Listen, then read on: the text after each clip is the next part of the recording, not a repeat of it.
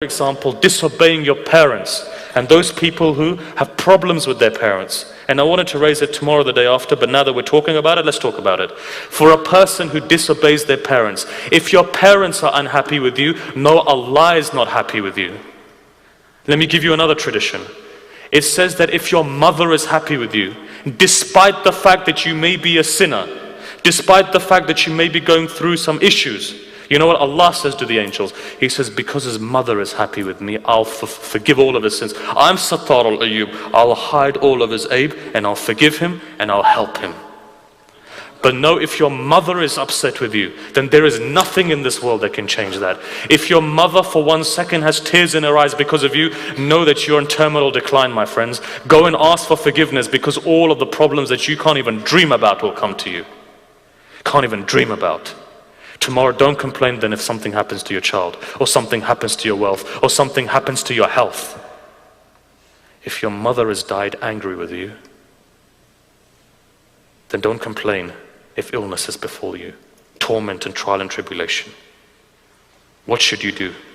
Many a time people come to us and they say, look, give us a dua, give us a dhikr. Why? We're going through financial difficulty, especially in the credit crunch, going through financial debt. Give us something. Fine, Ahlul Bayt have given us a lot. And the du'as that the Ahlul Bayt have given are our du'as. And I remember in the credit crunch, 300 people were saved from bankruptcy with certain du'as of the Ahlul Bayt. But the first stage is this: is your mother happy with you? If you're going through trial and tribulation, or there's a problem in your life, the first stage is to go to your mother. Go and sit down with your mother. You know, your mother's never going to say to you, I'm upset with you. When you ask your mother, are you upset with me? She's never going to say, I'm upset with you.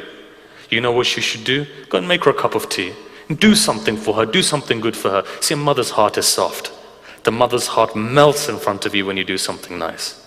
Now imagine Allah, and imagine Allah's heart. And we talk about heart. Allah doesn't have a physical heart. But talk about Allah. Look at Allah. That Allah, 70,000 mothers. And this is all what? This is all for us to understand. Allah, look at Allah.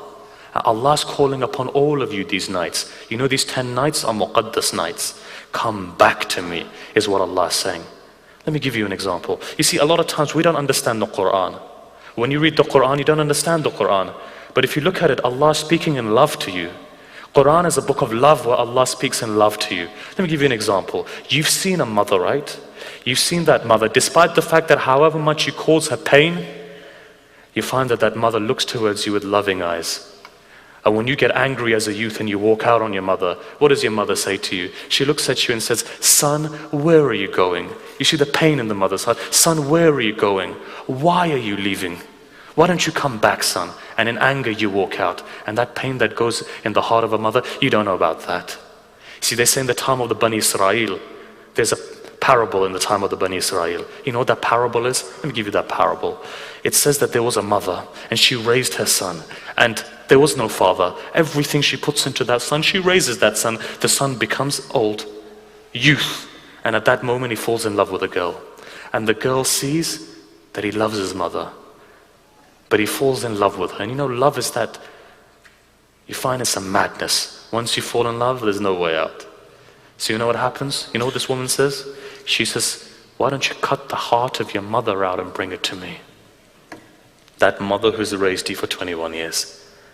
Show me your love. Cut her heart out and bring it to me. Bani Israel, saying this parable, says at night time, this young man went, he took a knife, he carved the heart of his mother, he takes it in his hand, and as he's moving, he trips and he falls to the ground. And as he falls to the ground, from the body of the mother comes, son, are you okay?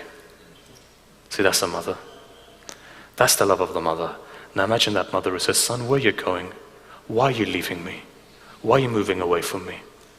Think about it. You know what Allah says? Look in the Quran. He says, where are you going, my servant? Wasn't I a good Lord to you? Why are you leaving me for? Didn't I give you risk?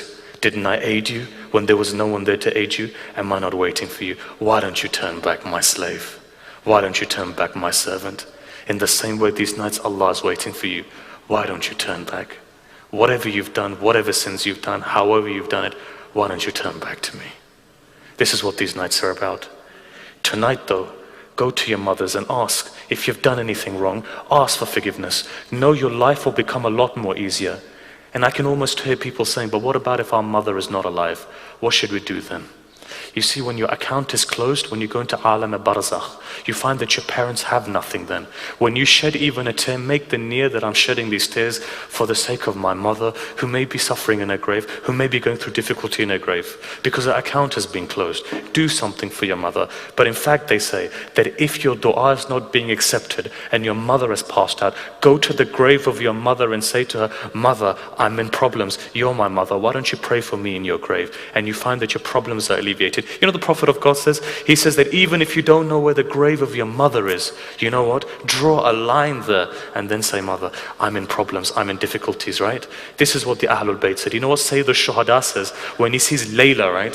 What's happening to Layla? She's upset, she's worried. You know what Sayyid al-Shuhada said? He says, I've heard from my grandfather Rasulullah that when a child is in difficulty and a mother goes and prays, what happens? That child is removed from difficulty. If you have a problem, go to your mothers, go to your fathers, ask them. One thing then, remember in these nights, Sila Rahim. That's what Sayyid al-Shuhada teaches us.